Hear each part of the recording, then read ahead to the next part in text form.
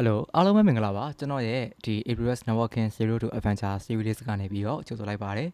ဒီနေ့တော့ကျွန်တော်က interview တွေမှာလည်းအမေးအများဆုံး question တစ်ခုဖြစ်တဲ့ security group နဲ့ network access list ဘာကွာလဲဆိုတဲ့အကြောင်းကိုဆွေးနွေးသွားမှာဖြစ်ပါတယ်ပြီးတော့ကျွန်တော်တို့တစ်ခါတည်း stateful နဲ့ stateless firewall အကြောင်းတွေရယ်ပြီးတော့ ephemeral port လို့ခေါ်တဲ့ဒီ networking ရဲ့နောက်ကွယ်မှာလုံးနေတဲ့ concept တစ်ခုရဲ့ကိုပါကျွန်တော်က knowledge sharing အနေနဲ့တစ်ခါတည်းဆွေးနွေးသွားမှာပဲဖြစ်ပါတယ်ဒါဆိုရင်ကျွန်တော်တို့တစ်ခါတည်းစလိုက်ရအောင်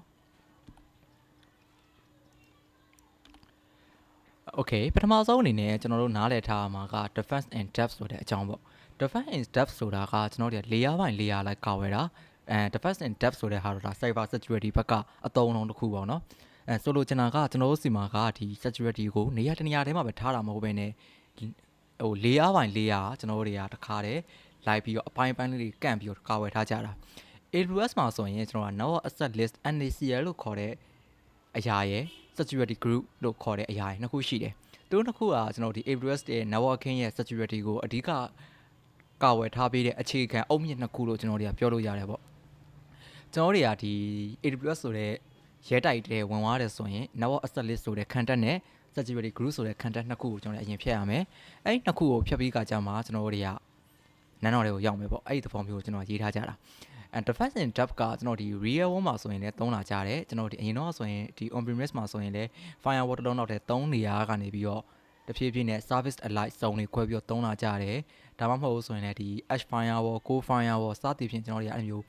နေရာတွေခွဲသုံးလာကြတယ်နောက်ပြီးကြတော့ကျွန်တော်ဒီ laptop တွေမှာဆိုရင်လည်းဒီ endpoint တွေမှာဆိုရင်လည်း endpoint security လို့ခေါ်တဲ့ဒီ security ကိုသုံးလာကြတယ်ပေါ့နော်အဲ့လိုပုံစံမျိုးသုံးတဲ့ဟာကို defense in depth ဆိုပြီးတော့ခေါ်တာဘာဖြစ်လို့လဲဆိုရင် layer တစ်ခုမှာမတော်တဆချိုးပေါက်ခဲ့တဲ့ဆိုရင်တော့မှပဲနောက်ထပ် layer ကနေပြီးတော့ကာဝယ်ပေးလို့ရအောင်လို့ဆိုကြပါစို့ကျွန်တော်ရဲ့ VPC ထဲမှာ EC2 instantly ကိုသုံးပြီးတော့ကျွန်တော်က web service တစ်ခုကျွန်တော် create လုပ်ထားတယ်အဲ့ဒီ web service လေးကိုလာခြင်းနဲ့ဆိုရင်ကျွန်တော်ကွန်ပျူတာနဲ့လှမ်းခေါ်မယ်ဆိုရင်ပထမဆုံးအနေနဲ့ကျွန်တော် VPC မှာရေးထားတဲ့ network access list တစ်ခုကိုကျွန်တော်အရင်ဖြတ်ရမယ် Okay ဖြတ်လို့အောင်သွားပြီဆိုကြမှာကျွန်တော်ကဒီ security group ကိုထပ်ဖြတ် security group ကိုထပ်ဖြတ်ခါကြမှာကျွန်တော်က security group မှာလည်းအောင်သွားတယ်ဆိုကြမှာကျွန်တော်ကဒီ web service လေးကိုကျွန်တော်သွားပြီး access ရမှာတကယ်လို့ကျွန်တော်က network access list မှာမအောင်မြင်ဘူးဆိုရင်ဒါကျွန်တော်ကတော့လာတိုင်းလှည့်ပြန်ရမှာပေါ့နော်ဒါမှမဟုတ် network access list ကိုတော့ကျွန်တော်ကကြော်လာတယ် security group ရောက်တဲ့အချိန်မှာမှကျွန်တော် traffic က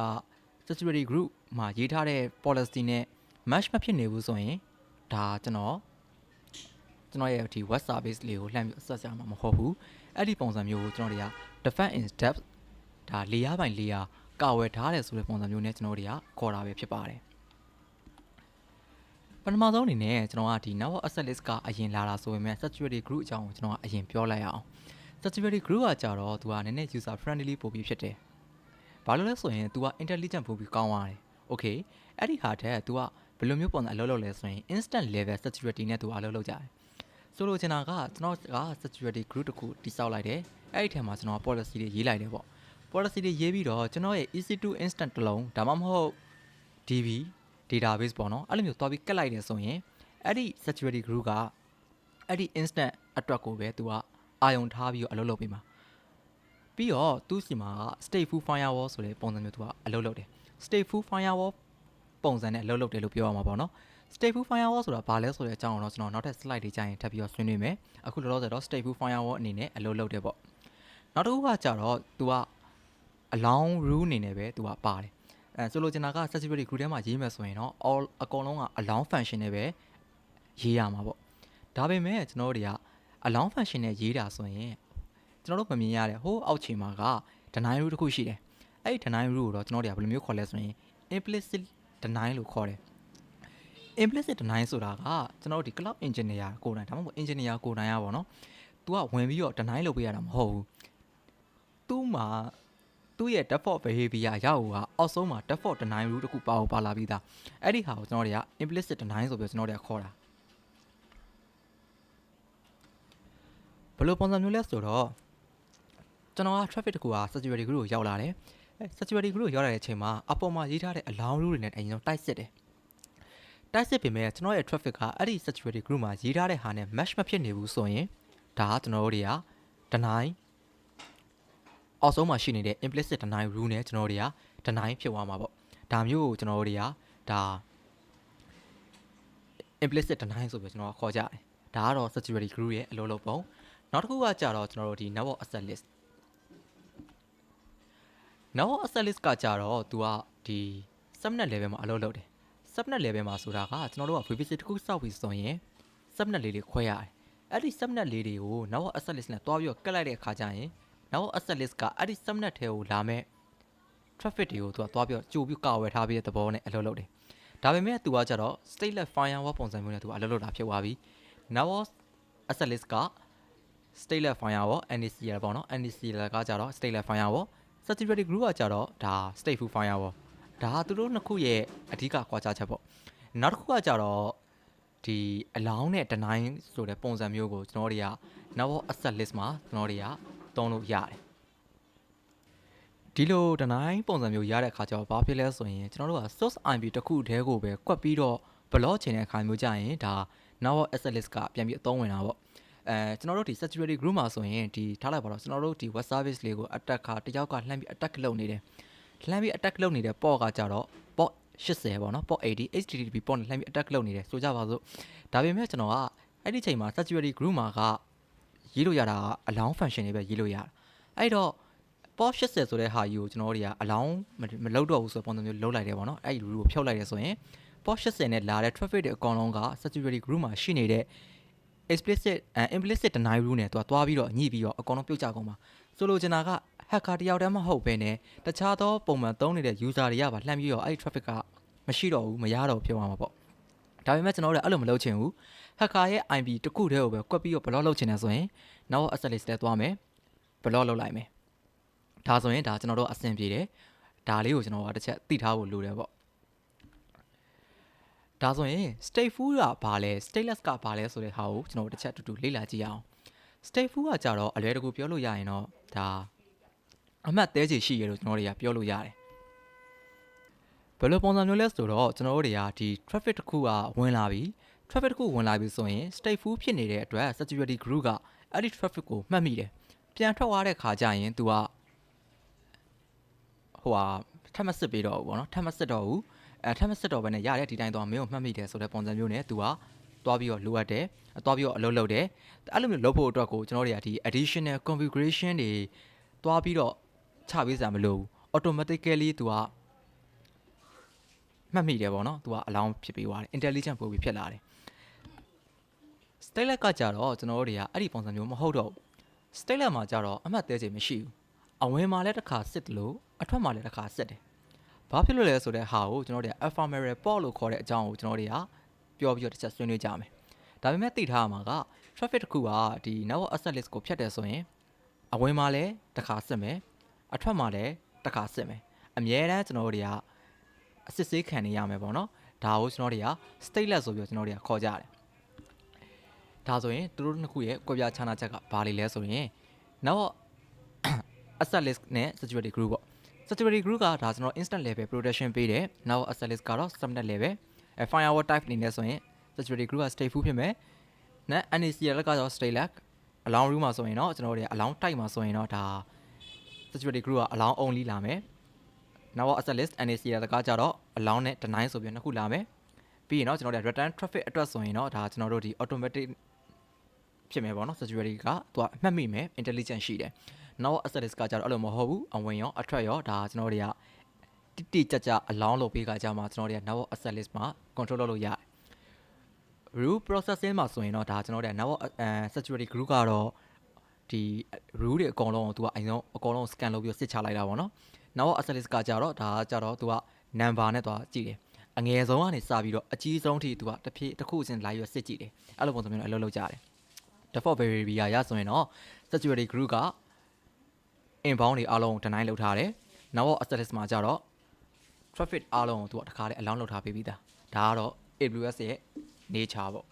okay ဒါဆိုရင် test ကြည့်အောင်ဒီနေရာမှာကျွန်တော်တို့တွေက ephemeral port ဆိုတဲ့ဟာကိုကျွန်တော်တို့တစ်ချက်ဆွေးနွေးခြင်းတယ်ကျွန်တော်အတန်အတွက်ကမှားကောင်းမှားနိုင်တယ်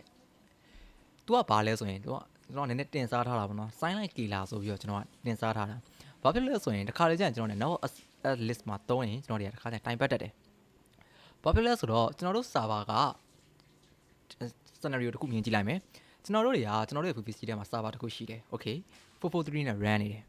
အဲ့ဒီဟာကို network access list တဲ့ inbound traffic မှာ incoming traffic အတွက်မှာကျွန်တော်တို့ကအလောင်းပေးထားတယ် okay outbound traffic မှာလည်းကျွန်တော်တို့443နဲ့တွန်ပြန်ပြီးအလောင်းပေးထားတယ်ကျွန်တော်တို့ထင်လိုက်တာက server ကို443နဲ့လာမယ်အထွက်ကလည်း443နဲ့ပဲထွက်မယ်ဆိုတဲ့ပုံစံမျိုးနဲ့ကျွန်တော်တို့ကနားလည်လိုက်တယ်ဒါပေမဲ့ကျွန်တော်တို့ကလှမ်းပြီး access လုပ်တဲ့ခါကျရင်အဲ့ဒီ443 traffic က access မရအောင် fail ဖြစ်နေတယ်ပေါ့အဲ့ဒီပုံစံမျိုးကိုကျွန်တော်တို့ကနားလည်ဖို့အတွက် ephemeral port တွေဘယ်လိုအလုပ်လုပ်လဲဆိုတဲ့အကြောင်းကိုကျွန်တော်တို့တစ်ချက်နားလည်ဖို့လိုအပ်တယ်ကျွန်တော်ပုံလေးတစ်ပုံဆွဲထားတယ်ဒီပုံလေးမှာဆိုရင် user ရှိမယ် server ရှိမယ် server ကဆွမ်းတာကျွန်တော်ပြောခဲ့တဲ့အတိုင်းပဲ443နဲ့ run နေတယ်ဒီချိန်မှာ user ကနေပြီးတော့ server စီကိုလှမ်းပြီးတော့တွားပြီး access လုပ်ချင်တယ်လုပ်ချင်တဲ့အခါကျရင်ကျွန်တော် server ရဲ့ IP 203.1.1.10ပေါ့အဲ့ဒီ IP လေးကို443နဲ့ကျွန်တော်ဒီ user စီကလှမ်းခေါ်လိုက်တယ်ခေါ်လိုက်တဲ့အခါမှာဒီ destination IP နဲ့ဒီ port နဲ့ဒါ destination port ကျွန်တော်တို့ရဲ့ source IP နဲ့ source port ကကြတော့192.168 network နဲ့ source port ဖြစ်တဲ့50123ဒါကကျွန်တော်တို့ရဲ့ source port အဲ့တော့ကျွန်တော်တို့က traffic ကဝင်လာတယ်ဝင်လာပြီးဒီနေရာမှာကျွန်တော် network access list ရှိတယ်ပဲဆိုကြပါစို့ network access list ကဆက်လိုက်တဲ့အခါကျတော့ဘယ်ကိုသွားမှာလဲဆိုရင် okay ကျွန်တော်တို့ server စီကိုသွားမယ်443နဲ့အဲ့တော့ network access list ကသူကကြည့်လိုက်တယ်သူ့ရဲ့အထက်မှာ443ကိုသွားခြင်းနေဆိုရင်အလောင်းပေးပါဆိုပြီးသူကပေးလိုက်တယ် okay server စီရောက်သွားတယ် server ကနေမှတစ်ဆင့်လိုအပ်တဲ့ဒါတော့ network မှာဆိုပြောမှာဆိုရင်ဒါ package တွေပြန်ထုတ်ပြီးတော့ encapsulation file ညာပြန်လုပ်ပြီးတော့ user ဘက်ကိုကျွန်တော် response ပြန်မယ် response ပြန်တဲ့အခါကျရင်သူ့ရဲ့ source port ကကြတော့443ဖြစ်ပြီးတော့ destination ကကြတော့ user လာခဲ့တဲ့50123ကသူ့ရဲ့ destination port ဖြစ်သွားတယ်အဲ့ကကြတော့ server နေပြီးတော့ okay ဒါတော့ငါရဲ့ source port ကတော့443 destination port ကကြတော့50123ထွက်သွားတဲ့အချိန်မှာ network access list ကနေပြီးတော့သူကစစ်တယ်ဘယ်ကိုသွားမှာလဲဆိုရင်ထားလိုက်ပါတော့ကျွန်တော် user စီကိုပြန်သွားမယ် destination port ကတော့50123ဖြစ်တယ်ဒါပေမဲ့ network access list ကကြတော့သူ့ရဲ့ root ထဲမှာကြည့်လိုက်တယ်ကျွန်တော်တို့ရေးခဲ့တာက outbound traffic အတွက်ကိုလည်း443နဲ့ကျွန်တော်ရေးခဲ့လိုက်တာရေးလိုက်တာဖြစ်တဲ့အတွက်ငါစီမှာအဲ့ဒီခါအတွက်ရေးထားတဲ့ rule ကမရှိဘူးအဲ့တော့ငါစီမှာရှိနေတဲ့ deny rule နဲ့မင်းကိုတောက်ခွင့်မပေးနိုင်ဘူးဆိုပြီးတော့ကျွန်တော်တို့ကဒီ network access list က block လုပ်လိုက်တယ်ပေါ့အဲ့လိုပုံစံမျိုးနဲ့ user က access မရတာမျိုးဖြစ်ကောင်းဖြစ်နိုင်တယ်ဒါမျိုးကိုကျွန်တော်တို့က ephemeral port ဆိုပြီးတော့ကျွန်တော်တို့ကခေါ်တာပဲဖြစ်ပါတယ်အဲ့ဒါအကြောင်းပဲဒါကျွန်တော်တို့ကဒီ stateless ဖြစ်တဲ့ဒီ network access list ကိုသုံးမယ်ဆိုရင်ကျွန်တော်တို့ ephemeral port တွေကအစအတိအကျလိုက်ပြီးတော့ရေးပေးနိုင်မှာပဲကျွန်တော်တို့က outbound traffic တွေကအဆင်ပြေမှာပေါ့အဲ့လိုပုံစံမျိုးကြောင့်ကျွန်တော်တို့ကဒါ stateless လို့ခေါ်တယ် security group မှာကျတော့အဲ့လိုပုံစံမျိုးမရှိဘူး server စီကို port 22နဲ့ကျွန်တော်တို့ကအလောင်းပေးထားတယ်ဆိုရင် port 22 traffic ကရောက်လာရင်သူ့ရဲ့ ephemeral port ကိုမှတ်ထားတယ်မှတ်ထားပြီးတော့ပြန်ပြီးထွက်သွားမယ်ဆိုရင်လည်းသူကတခါလေပဲသူ့ intelligent အရာပို့ပြီးကောင်းလာတာဖြစ်တဲ့အတွက်တခါလေအလောင်းပေးပြီးသားဖြစ်တယ်ဒီ scenario လေးကိုကျွန်တော်တို့တစ်ချက်တူလုပ်ကြည့်ကြမယ်ကျွန်တော်တို့အဲ့ဒီဟာလေးတစ်ချက်တူဆွေးနွေးကြမယ်ဒါဆိုရင်ကျွန်တော်တို့ AWS console ထဲသွားပြီးတော့ server လေးတစ်ခုတူတိစောက်ကြည့်ရအောင်ဒါဆိုကျွန်တော်တို့တစ်ချက် EC2 ထဲသွားလိုက်မယ်သွားပြီးတော့ကျွန်တော် instant တစ်ခု create လုပ်လိုက်မယ်ပေါ့ okay launch instant ဆိုပြီးလုပ်လိုက်မယ်ပြီးသွားရင်ကျွန်တော်တို့ဒီမှာနာမည်တစ်ခုပေးလိုက်မယ်ပေါ့နော် demo ဆိုပြီးတော့ကျွန်တော်ပေးလိုက်မယ် demo web server okay ပြီးတော့ကျွန်တော်ဒါမှာ ubuntu ကိုပဲတုံးလိုက်မယ်ပြီးတော့T3 micro အဲ့ပဲတုံးလိုက်မယ် keypad ကိုတော့ကျွန်တော်ကဒါလေးပဲလွယ်လို့တုံးလိုက်မယ်ပြီးရင်တော့ဒီ network setting ထဲမှာကျွန်တော်တစ်ချက်ဝင်ပြင်ရအောင်လောလောဆယ်ကျွန်တော် default VPC ပဲတုံးလိုက်မယ် subnet ကတော့ကျွန်တော် no preference နဲ့ပဲတုံးမယ်ဘာလို့ဆိုတော့ဒီ default VPC ထဲမှာကျွန်တော်အကောင်လုံးက internet gateway ကနေပဲထွက်ကြမှာဆိုတော့ဒါလေးအကောင်လုံးဒီတိုင်းထားလိုက်မယ် public IP ကို enable လုပ်ထားမယ်ကျွန်တော်တို့ security group တစ်ခုကိုကျွန်တော် create လုပ်ထားလိုက်မယ် okay security group ကကြတော့ demo nacl versus hg ဆိုပြီးတော့ကျွန်တော်တစ်ချက်ပေးလိုက်မယ် description ကိုလည်းကျွန်တော်ဒီတိုင်းလေးပဲကျွန်တော်တစ်ချက်အလွယ်ပဲပေးလိုက်မယ် okay ပြီးရင်တော့အလောင်းပေးမယ့်နေရာကြတော့ကျွန်တော် SSH ကိုအလောင်းပေးလိုက်မယ်ပြီးရင်တော့ဒီ HTTP web service လေးနဲ့အလုပ်လုပ်မှာဖြစ်တဲ့အတွက်ကျွန်တော်တို့တွေကဒီ HTTP traffic လေးကိုကျွန်တော်အလောင်းပေးရမှာပေါ့နော်အဲ့တော့ live ပဲရှာလိုက်တော့မယ် HTTP okay ဒီမှာ HTTP okay ဒီမှာဆိုရင် source ကကြတော့ကျွန်တော်တို့ဒီ anywhere နဲ့ပေးလာလိုက်မယ် okay ပြီးရင်တော့ဒီမှာဒီတိုင်း default နဲ့ထားလိုက်မယ်ပြီးရင်တခါတည်းကျွန်တော်ကဒီ server လေးကတန်းပြီးတက်လာတဲ့အချိန်မှာ web service အနေနဲ့အလုပ်လုပ်ချင်လို့ user data ထည့်လိုက်မယ်user data ကကြတော့ကျွန်တော်တို့ဒီ instant လေးကဒီ server လေးက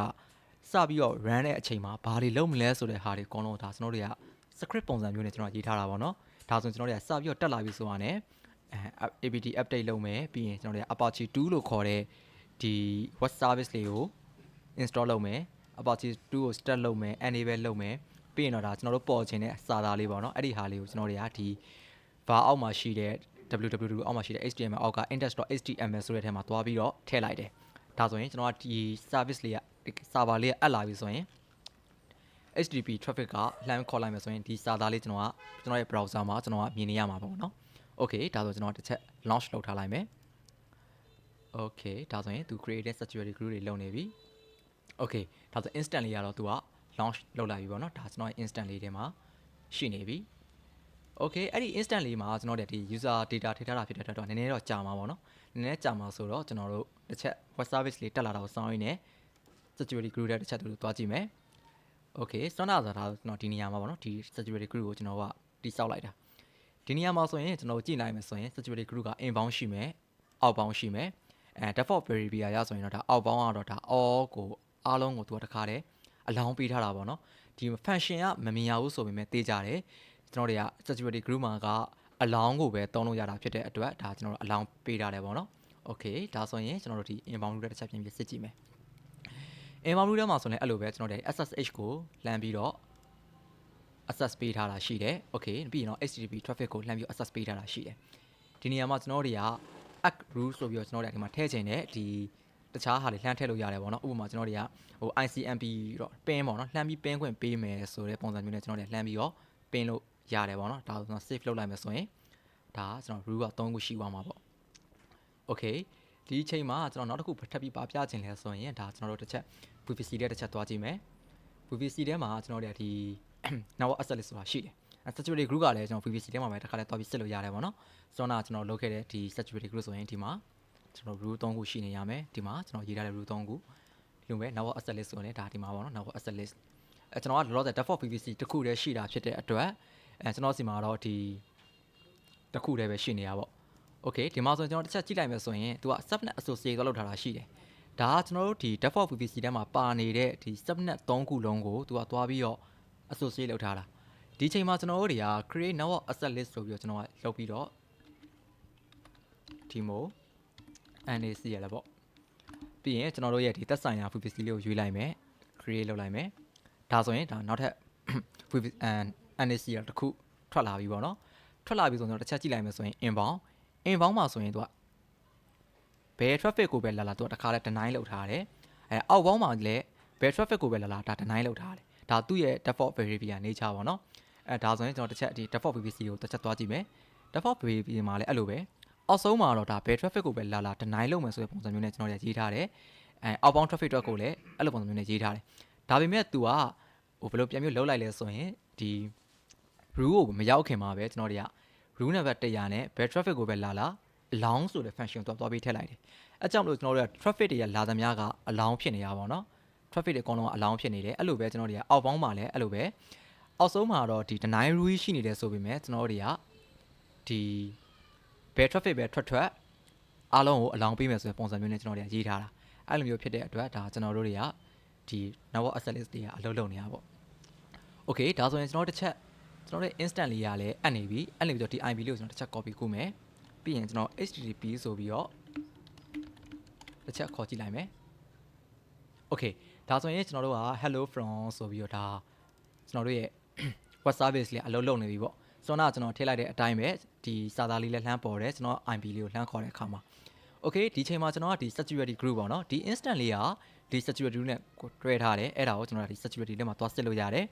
သူ့ရဲ့ security group ကတော့ဒီမှာသူ့ရဲ့ root တွေကတော့ဒီမှာ Okay ဒါခဏပိတ်ပြီးတော့ကျွန်တော်ဒီလိုလှမ်းသွားလိုက်မယ်ပို့ပြီးတေချာအောင်ပေါ့ Okay လှမ်းသွားလိုက်ပြီလှမ်းသွားပြီးတော့ကျွန်တော်ကဘာလုပ်မလဲဆိုရင်ကျွန်တော်ကဒါလေးကို delete လုပ်လိုက်မယ် save လုပ်လိုက်မယ်ဒါဆိုရင်ကျွန်တော်တို့ဒီ network access list မှာတော့လောလောဆယ်သုံးနေမှာတော့ဒီ default network access list နဲ့ပဲသုံးနေမှာပေါ့နော် default access list နဲ့ပဲသုံးနေမယ်ဘာဖြစ်လို့လဲဆိုရင်ကျွန်တော်တို့ရဲ့ဒီ networking မှာတွားကြည့်မယ်ဆိုရင်ကျွန်တော်တို့ရဲ့ subnet ID က 1A15 ဒီ 1A15 လေးရလဲကျွန်တော်တို့ဒီထဲမှာပဲရှိနေလိမ့်မယ် 1A15 ဆိုတော့ဒီ subnet association ကဒီထဲမှာရှိနေတယ်ဒါတော့ကျွန်တော်တို့က default VPC နဲ့ပဲအလုပ်လုပ်နေတယ်အဲ့တော့ default VPC မှာကတော့ကျွန်တော်တို့က inbound အတွက်လည်း all လောက် outbound အတွက်လည်း all လောက်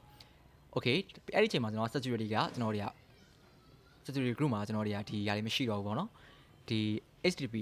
traffic လေးကိုကျွန်တော်တို့ကဖြုတ်လိုက်ပြီဒါလေးကတော့ကျွန်တော်ပုံအချမ်းဆွဲပြထားတာပေါ့နော် okay အဲ့ဒီအချိန်ကျရင်ဘယ်လိုမျိုးဖြစ်မလဲဆိုရင်ဒီ user စီကနေပြီးတော့ traffic လေးကလာပြီ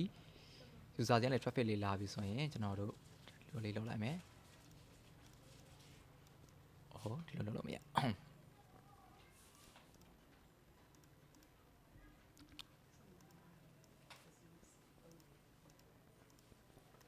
โอเคဒါမှမဟုတ် user စီက traffic လေးရောက်လာပြီအဲ့ဒါ internet ကိုဖြတ်ပြီးတော့ကျွန်တော်တို့ IP ကိုလှမ်းခေါ်လိုက်ပြီပေါ့နော်အဲ့တော့ route လိုအပ်တဲ့ routing တွေပါအကုန်လုံးဒါ network layer နဲ့အကုန်လုပ်ပြီးတော့ကျွန်တော် VPC ရဲ့ internet gateway ရမှာတစ်ဆင့် network access list တွေရောက်သွားပြီပေါ့ network access list ကိုရောက်သွားတဲ့အခါမှာ network access list ကိုသွားကြည့်လိုက်တော့ inbound အတွက်ကအားလုံးကိုအလောင်းပေးထားတယ် okay ဒါဆိုရင်ဒါ network access list ကနေပြီးတော့ okay ငါစီမှာတော့မင်းအလောင်းဖြစ်တယ်သွားဆိုပြီးတော့ပြောလိုက်တယ်အဲ့တော့နောက်တဲ့ layer တစ်ခုဖြစ်တဲ့ security group ကိုသူကရောက်လာတယ် security group ကိုရောက်တဲ့ခါကျတော့ security group ကသူ့စီမှာစစ်လိုက်တဲ့ခါကျတော့ pin ရဲ့ ICMP ဆိုတာ pin ကိုပြောတာပေါ့နော်လှမ်းပြီး pin မယ်ဆိုရင် pin လို့ရတယ် pin traffic ရဲ့ SSH ကိုပဲအလောင်းလုပ်ထားတယ် port 80ကိုတော့ငါစီမှာလာပြီးတော့အလောင်းလုပ်ထားတာမရှိဘူးလို့ပြောလိုက်တယ်ပြောပြီးတော့ဒီ traffic ကိုသူကဖြတ်ချလိုက်တယ်ပေါ့ဖြတ်ချလိုက်တော့ကျွန်တော်တွေကတစ်ချက် refresh လုပ်ကြည့်လိုက်မယ်ဆိုရင်ဒါကျွန်တော်စီမှာ loading ဖြစ်သွားပြီ okay အဲ့ဒါဆိုရင်ကျွန်တော်ကဒီ security group ထဲပြန်သွားပြီးတော့ကျွန်တော်တစ်ချက် inbound rule လေးကိုပြန်ပြီးတော့ HTTP traffic လေးကျွန်တော်ပြန်ပြီးထည့်လိုက်မယ်ပေါ့နော် HTTP okay ကျွန်တော်ဘယ်ကနေလာမလဲဆိုရင်ဒါ all နေရာနဲ့လောက်လိုက်မယ် save okay ဒါဆိုရင်ဒါကျွန်တော်တို့တစ်ချက်ကျွန်တော်တို့စီမှာအလောင်းဖြစ်သွားပြီဖြစ်သွားရင်ကျွန်တော်တစ်ချက်ပြန်ပြီးတော့ထပ်ပြီးတော့ refresh တစ်ချက်လုပ်ကြည့်မယ်ထပ်ခေါ်ကြည့်မယ်ဒါဆိုရင်ကျွန်တော် response ကတန်းပြီးတော့ရတယ်ပေါ့နော်ဒါတန်းပြီး loading ဖြစ်နေရမျိုးလည်းမရှိတော့ဘူး okay ဒါဆိုရင်ဒါ security group အကြောင်းကိုတော့နားလည်မယ်လို့ကျွန်တော်ကထင်ပါတယ် okay အဲ့ဒီအချိန်မှာကျွန်တော်တစ်ချက် network access list ပိုင်းကိုတွားပြီးတော့စော့ကြည့်ရအောင် okay အဲ့ဆိုရင်ကျွန်တော်အောက်မှာရှိနေတဲ့ဒီ demo ဟာလေးကိုတော့ message ရှုံးအောင်ပါဆိုလို့အရင်ဖြတ်လိုက်မယ် delete okay ဒါဆိုကျွန်တော်တို့စီမှာတစ်ခုကြံမယ်သူ့ရဲ့ inbound ကိုကျွန်တော်တို့တွေကဟို port 80ကိုပဲကျွန်တော်တို့တွေကအလောင်းပေးလိုက်မယ်ပြီးရင်တော့ကျွန်တော်တို့တွေ outbound မှာတော့ all traffic ကျွန်တော်အလောင်းပေးထားမယ်ပေါ့နော် okay ဒါဆိုရင်ကျွန်တော်တို့တွေကဒီဘယ် traffic ကိုမဆိုကျွန်တော်တို့တွေက deny လုပ်လိုက်မယ် okay ပြီးရင်ကျွန်တော်တို့တွေကဒီ add new လုပ်ပြီးတော့ तू ကငယ်စင်ကြီးလိုက်စစ်တာဆိုတော့ဒီ deny rule ရဲ့အပေါ်မှာကျွန်တော်တို့ရေးရမှာပေါ့နော်အဲ့တော့ကျွန်တော် rule number 80လောက်နဲ့ရေးလိုက်မယ်ဘယ် traffic ကိုလိုလိုက်မလဲဆိုရင်ကျွန်တော်တို့ဒီ HTTP ကိုရေးလိုက်မယ်သူ့ကိုတော့ကျွန်တော်အလောင်းပေးလိုက်မယ် save chain ဒါဆိုရင်ကျွန်တော်တို့တွေကဒီ traffic လေးကရောက်လာပြီဆိုရင်ပထမဆုံးအနေနဲ့ port 80နဲ့သူအရင်တိုက်စစ်ရမှာပေါ့နော်အကယ်လို့ဒါကျွန်တော်တို့ဒီ port 80ကိုကျွန်တော်တို့ဒီ100အောက်မှာဖြစ်တဲ့100နဲ့တွားထည့်လိုက်မယ်ဆိုရင်ပထမဆုံးအနေနဲ့သူတိုက်စစ်တဲ့အခါမှာသူ rule number 100ပို့ပြီးငယ်တာဖြစ်တဲ့အတွက်100နဲ့အရင်တိုက်စစ်မယ်တိုက်စစ်တော့သူကဒါဆိုရင်လောလောဆယ် deny ဖြစ်နေမှာပေါ့နော်အဲ့လိုဆိုရင်ကျွန်တော်ဒီနောက်ထပ်တစ်ဆင့်ကိုရောက်လိုက်မှာမဟုတ်ဘူးအဲ့တော့ကျွန်တော်ကဒီ HTTP ကိုကျွန်တော်တို့တွေကပထမဆုံးအနေနဲ့အလောင်းအနေနဲ့ထားလိုက်တယ်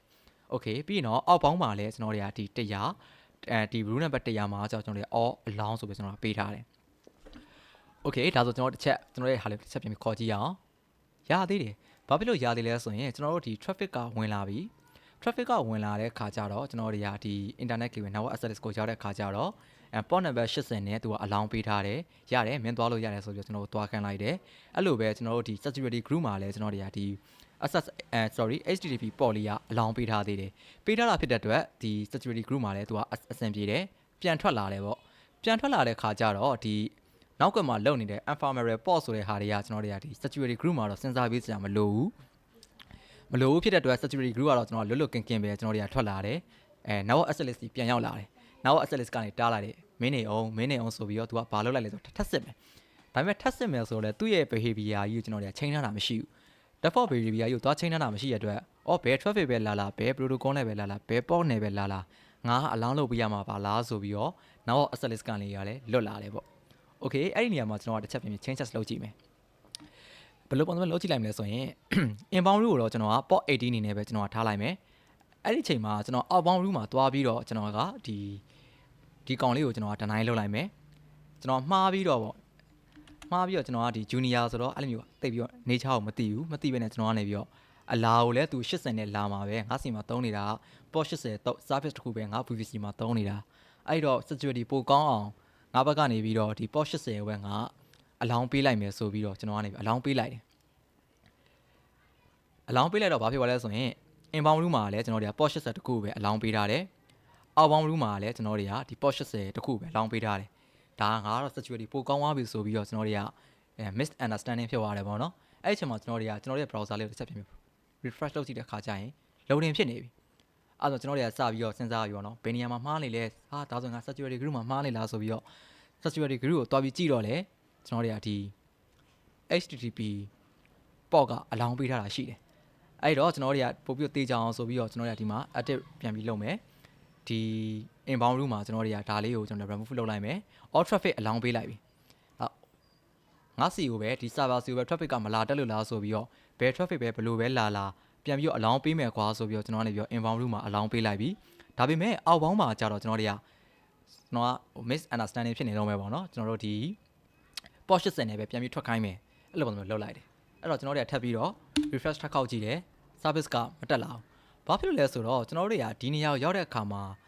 traffic ကဒီနေရာကိုပြန်ရောက်လာပြီ network access list မှာကရေးထားတဲ့ပုံစံအရဆိုရင် port 80ကိုပဲကျွန်တော်တို့တွေကအလောင်းပေးထားတာဒါပေမဲ့ ephemeral port တွေရဲ့သဘောတရားအရသူသုံးတဲ့ range ကတက်ရှိတယ်ကျွန်တော်တို့ network engineer တွေပြီးတော့ဒီ security သမားတွေ system သမားတွေပေါ့နော်အဓိကတော့ infra သမားတွေကတော့သူတို့တွေကသိကြတယ် port တွေကကျွန်တော်တွေက0 to 65535ဆိုပြီးတော့ကျွန်တော်တွေက port range ကရှိတယ်ပေါ့ဒါပေမဲ့ကျွန်တော်တို့တွေက environment port တွေကကြတော့ဘယ်နေရာမှာပဲ run လဲဆိုရင်1024နဲ့65535မှာအဓိကထားပြီး run ကြတယ်ဒါပေမဲ့ဒါ operation system ပေါ်နဲ့ပြန်ပြီးမူတည်သေးတယ် Windows မှာဆိုရင် Windows OS ကသုံးတဲ့ephemeral port range ကတက် Linux မှာသုံးတဲ့ ephemeral port range ကတက်အဲ့လိုပုံစံမျိုးတော့ခွဲကြတာပေါ့နော် Linux မှာဆိုရင်တော့ဒါကတော့ဒီ range ကိုသုံးတယ်ပေါ့Windows မှာဆိုရင်ဘယ် range ကိုသုံးတယ်စသဖြင့်ရှိကြတယ်ဒါပေမဲ့ AWS ဘက်ကနေပြီး recommend လုပ်ထားတာကြတော့1024ကနေပြီးတော့65535 ထိကိုအလောင်းလုပ်ပေးဖို့တော့ AWS ဘက်ကနေပြီး recommend လုပ်ထားတယ်ဒါဆိုရင်ကျွန်တော်တို့ရဲ့ scenario မှာက port 80ကိုပဲအလောင်းလုပ်ထားပေးတယ် ephemeral port range ဖြစ်တဲ့1024ကနေပြီးတော့65535 ထိကိုအလောင်းလုပ်ပေးထားတာကျွန်တော်တို့စီမှာလောလောဆယ်မရှိနေဘူး port 80ကိုပဲကျွန်တော်အလောင်းလုပ်ထားပေးတယ် okay ဒီနေရာမှာကျွန်တော်တို့က ephemeral port တွေကလည်းဒီ tab လေးတစ်ခုကနေပြီးတော့ဒီ655ထားလိုက်ပါတော့နော်ဒီ IP နဲ့လှမ်းခေါ်ထားတယ်အဲ့ဒါကိုကျွန်တော် duplicate လုပ်ပြီးတော့ဒီနောက်ထပ် tab တစ်ခုလှမ်းခေါ်လိုက်လို့ဆိုရင်ဒီ tab နှစ်ခုမှာမတူညီတဲ့ port တွေကရှိနေမှာပေါ့ ephemeral port တွေကရှိနေမှာအဲ့လို့ဆိုတော့ကျွန်တော်တို့ကအတိအကျလုပ်ဖို့ကလည်းခက်တယ်လို့ကျွန်တော်ကပြောလို့ရတယ်ပေါ့နော်အဲကြောင့်မလို့ကျွန်တော်ကနေပြီးတော့သူ့ရဲ့ default nature ဖြစ်တဲ့ outbound traffic ကိုလည်းကျွန်တော်ကနေပြီးတော့ဒီအလောင်းပြန်ပြီးပေးလိုက်မယ် save chain လုပ်လိုက်မယ် save chain လုပ်ပြီးတော့ကျွန်တော်တို့ဒီမှာတစ်ချက်ပြန်ပြီးတော့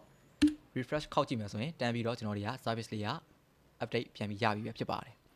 ဘာဖြစ်လို့ကျွန်တော်တို့ဒီ browser တွေမှာပါလိုက်ပြီးတော့ဒီ tab level မှာပါလိုက်ပြီးတော့ port range ကလိုက်ကွဲရလဲဆိုရင်ကျွန်တော်တို့ဥမာ Google ကိုသွားခေါ်ကြတယ်ဆိုပါစို့ tab A နဲ့ tab B မှာပေါ့နော်နှစ်ခုဒီမျိုးရှင်းပြီးတော့ကျွန်တော်ဒါ Google ကိုလှမ်းခေါ်တာဒါလည်း Google ကိုလှမ်းခေါ်တာလေအဲ့လိုပုံစံလှမ်းခေါ်တာလေခေါ်ထားတဲ့အခါမှာကျွန်တော်တို့ဒီ tab မှာသွားပြီးအလုပ်လုပ်နေတဲ့ session တွေကိုဒီ tab မှာသွားပြီးတော့ impact မဖြစ်စေချင်တဲ့ပုံစံမျိုးကြောင့်ကျွန်တော်တို့ဒီ port range တွေကိုခွဲထားတာဖြစ်ပါတယ် okay ဒါဆိုရင်ကျွန်တော်ဒီနေ့ပြန်ပြီး recall လုပ်လိုက်မယ်ဆိုရင်ကျွန်တော်တို့ဒီ network access list ဆိုတာဘာလဲ security group ဆိုတာဘာလဲသူတို့တွေရဲ့ကွဲပြားခြားနားချက်တွေကဘာတွေလဲဘယ်လိုနေရာတွေမှာတုံးကြလဲသူတို့ရဲ့နေချားတွေကဘယ်လိုမျိုးရှိကြလဲပြီးတော့နောက်ကွယ်မှာလှုပ်နေတဲ့ port တွေပေါ့နော် ephemeral port ဆိုတဲ့ဟာတွေအကြောင်းကိုကျွန်တော်ဒီ network engineer လိုက်မှာရခဲ့တဲ့ဒီ knowledge တွေနဲ့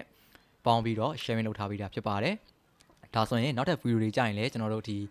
AWS networking နဲ့ပတ်သက်တဲ့ video တွေထပ်ပြီးတော့လုပ်ပေးဖို့ရှိပါတယ်နောက်ထပ် video မှာကျွန်တော်ပြန်ပြီးတော့တွေ့ကြပါမယ်အားလုံးကိုကျေးဇူးတင်ပါတယ်